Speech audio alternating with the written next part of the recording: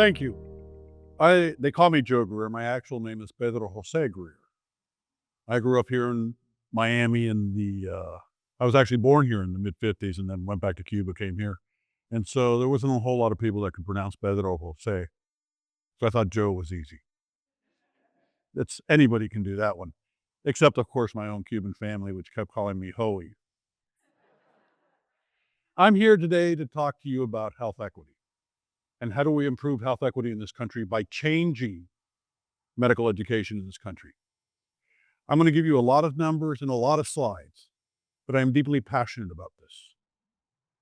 I graduated from Columbus High School when we had the worst football team in the history of the state of Florida. We won one game in 2 years. But I was brought up intensely with social justice and our responsibility for those that have the least. And I'm also reminded, as the Bible has one passage on how to get to heaven, and that's Matthew 25. So I recommend you all read that. So what is health equity? Everyone has a fair and just opportunity to be as healthy as possible. What a lofty goal. This is America. Are we doing that? Well, not really, because the definition continues. Health depends on things like poverty, discrimination, their consequences, powerlessness, the inability to afford a house, to afford the things you need to do to live a healthy life, the mental health crisis in this country, the opioid crisis in this country. Why are we not addressing these things aggressively? We have the highest rates of mortality when those issues come up, and we're one of the wealthiest nations in the world. Health, not health care. And it's not even health care that we train doctors for. We train doctors on how to identify a disease and intervene in it. I'm a liver digestive disease specialist. Boy, we could do transplants. Wouldn't it be nice if we didn't have to? If we could prevent those viruses? So what are the policies that affect health? Well, anything you can think of. Seatbelts, they affect your health. Education, and I'll show you why, affects your health. Transportation, housing, a living wage. Getting back to respecting other people when we come across them and understanding what they might have gone through and what can be done. So how are we doing as a nation? I'm a gastroenterologist, but I won't use the word. Not well. United States ranks 38th in the world in health outcomes of 196 countries. We have the highest rates of infant mortality, low birth weight, and women dying due to complications of pregnancy and childbirth, and I'll show you this. Maternal mortality in the United States of America, we rank 55th in the world. 55th in the world. That's embarrassing. Especially when you look at the top 54 above us. We have almost 33 lives per 100,000 that die. Their average is 7. And if you're African American, it's 3 to 9 times. If you're Native American, it's 19 times. And how many of you know this? That if you live in Bangladesh, your long-term survival is better than if you live in Mississippi. And if you're Native American, it's worse than if you live in Haiti. How can we accept these things as an intelligent, caring nation? We need to address them, look at things in the face and say, what's wrong and how do we do this? How do we fix it? Of the 11 most highest income countries, 4 out of 5 categories used by the World Health Organization to measure health in a country, we rank last in 4 of the 5. Access to care, equity, health outcomes, and administrative efficiency. We're good with cases and how to manage them, but we're only number 2. I went through this earlier with you. Excuse me. How can we accept something like this? Mothers. These are mothers. And if a child doesn't have a mother because the health care isn't there, about 30% of American counties don't even have prenatal care. 30%. I know that outside of Vegas in a town called Pahrump, it was famous because Michael Jackson lived there, And also that's where brothels are legal. But they have no prenatal care. They have to drive an hour and 20 minutes to see a doctor. And if you're a high-risk pregnancy, that's a problem. But it's just not minority, folks. In 2015, Ann Case, an economist from Princeton, an expert in morbidity and mortality, wrote a paper called Deaths of Despairs. In this report is how white, non-Hispanic population, for the first time in 100 years in this country, increased our mortality. For the first time in 2015, since 1917, the death rate was going up, not the survival. What was the causes of death? Suicide, poisoning, or overdose with opioids, and alcoholic liver disease. Most of these individuals were boomers, like I am. What was the difference? Well, let's look at the world. You see that little red line up there? That's a death rate. That stands for U.S. white non-Hispanic. Look at all the other countries. Look at where we sit. And how can we accept that? I'm a pretty competitive fellow, even though our high school football team was really bad. We couldn't even beat Lourdes. For those of you that aren't familiar, that's the girls' school. How can we do this? Well, when you break down the data, where you see that black line going up and the red line, meaning that, it's just not exclusive to these, those are people that had less than a bachelor's degree. The line that stayed flat was education. Yeah, education's a great equalizer. Education gets you happiness. Education gives you employment. It's an opportunity for everybody. And, maybe controversial, but I'm a proponent for free education. And why is that? It makes more economic sense. If I pay for it before taxes, in my taxes, as opposed to after I pay my taxes, it's a significant lower cost. So let's think about these things as we think about what we're trying to do. We're trying to be the best nation in the world, the best community.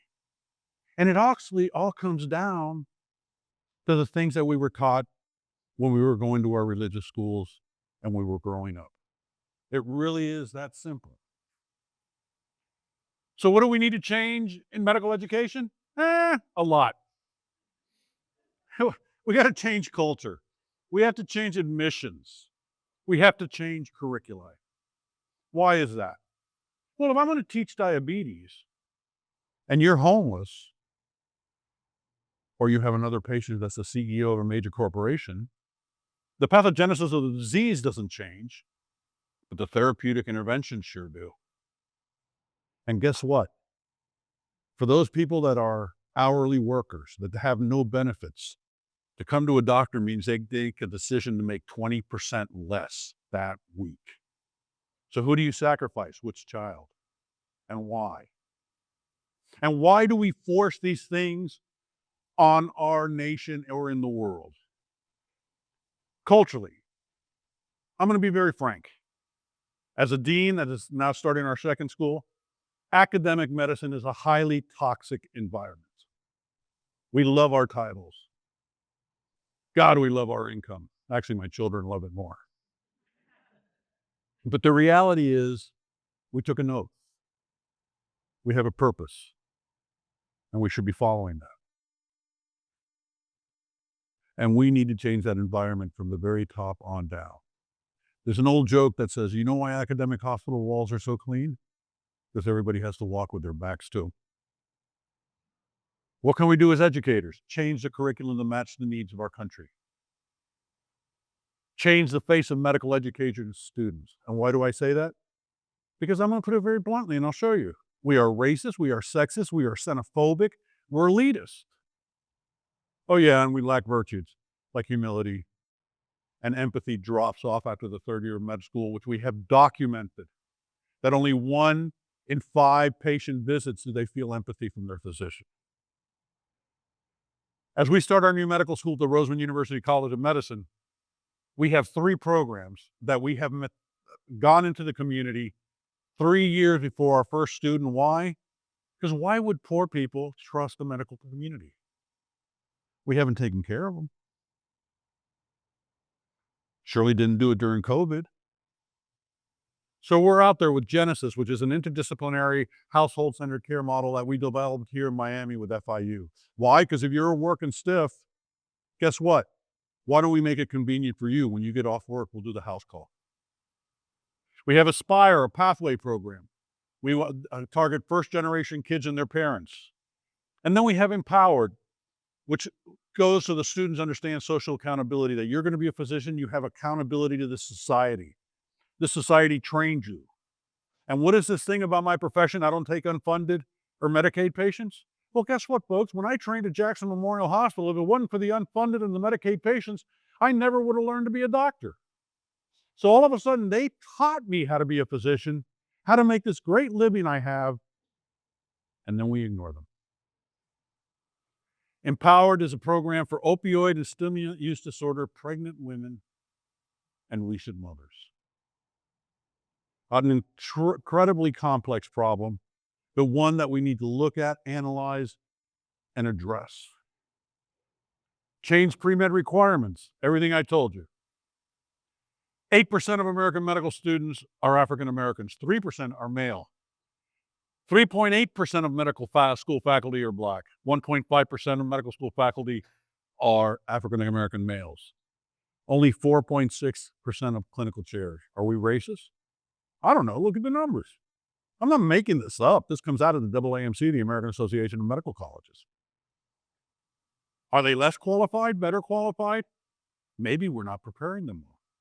At FIU, 55% of our students were underrepresented minority. 70% of our students only got into FIU. Every graduating class we had from 2009 to 2020 when we left to Vegas had the highest pass rates of Step 1s and Step 2 or USLMEs, which is like the bar. So these kids that nobody else took kicked butt. Not only that, they had the highest match rate. These kids were getting into ophthalmology, urology, orthopedic surgery. Maybe we're not teaching them right. What makes you think that they're not as smart or their life experiences aren't even more important? Are we sexist? Well, 53% of medical students are women. Only 18% of clinical chairs are women. But the RAND Corporation, the largest think tank in the world, put a study out 2 years ago that showed that women with the same specialty of a man make an average of $2 million less in their career. One thing's diversity, the other one's equity. Xenophobic, 6.7% are Latin, 3.6% of clinical chairs, including in South Florida, except at FIU. Is that not xenophobic? Are we elitist? The average income of medical students in 2020, their family, was twice the national income. So how do I get a student who comes from a wealthy family to understand the true plight of those that are working stiffs? You embed them in the community. You make them responsible for their care. Our oath doesn't say we take people with insurance. It says we should take people without prejudice. And without prejudice means race, gender, creed, anything. Insurance too. Does character matter? Do virtues matter? Well, we lack that big one of humility. Empathy, we drop down. Compassion.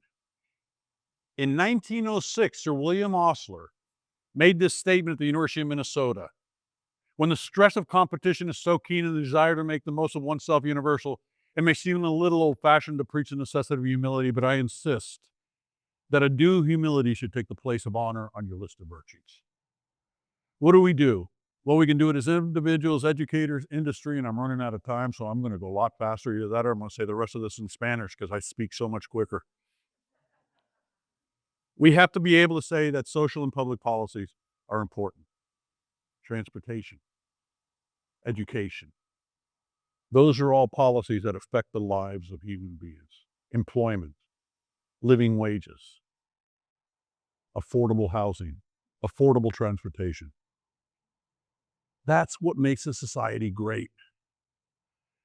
We can get involved in these policies, do the appropriate analysis, but we're physicians.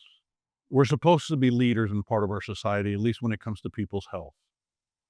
Let's figure out how to do that correctly and make it better. I was going to end with two stories, but I'm going to end with one because I'm running out of time.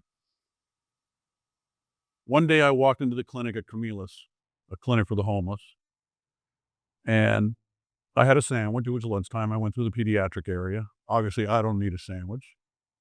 I'm a non-purging bulimic, and I'm Catholic, so I felt immediately guilty that I had a sandwich, and there was a mother there from the Salvation Army with two of her kids. The youngest one, around 6 years old, bright eyes, caught my attention. I handed him my sandwich. He took the sandwich out of the bag, he unwrapped it, broke it in half, took a couple bites, stuck it back in the wrapper and back in the bag. I asked him, "Why'd you do that?" I have 3 postdoc fellowships. I have a doctorate. I get to hang out at Rand as a trustee with these brilliant researchers, and I can't figure out what this homeless kid is doing. Can you imagine being a homeless child? It's generally a single parent, and we put them in a shelter. So that means you don't have family dinners. You have communal dinners. That means I have 2 kids, 3 years apart. If my son found a toy that my daughter hadn't played with in 5 years, the first thing she would say is, "That's mine. You got my toy." I got 2 kids. You stick me in an 8x10 room with them on a Friday. By Monday morning, I might be the only one walking out. Okay? And one year we asked the kids, "What do you want for Christmas?" And you know what they said? Socks and underwear. I forgot what philosopher it was that once said, "Question assumptions." What we assume in our daily lives, does that mean it occurs in everybody else's daily life? It is our job to think of others. And when I asked that little boy, I said, why'd you put the sandwich back in there? As he walked over and handed it to his brother. And I said, "Why'd you do that?" And he looked at me and said, "Because he's my brother and he's hungry." A homeless child, 6 years old, no formal schooling, living in the Salvation Army, taught me more than any Nobel Prize laureate professor I ever had. In my daily prayers, I pray I can be that 6-year-old child and not judge somebody, with the exception of what perhaps their disease state is and how to treat it. So, from 2 great thinkers, all forms of inequality, injustice in healthcare is the most shocking and inhumane. Our lives begin to end the day we become silent about things that matter. Reverend Dr. Martin Luther King. You guys, it's our communities, it's our country, the world, it is ours to make better. That is our choice, as was talked about earlier. That is our choice to make the world better, not just ourselves, but as we improve ourselves, we improve the world. So let's set the bar as high as possible. So high we never reach it, because there'll be a new drug, and there'll be a new virus. And we got to keep doing the work we can do because we've been blessed to be able to do this. Thank you.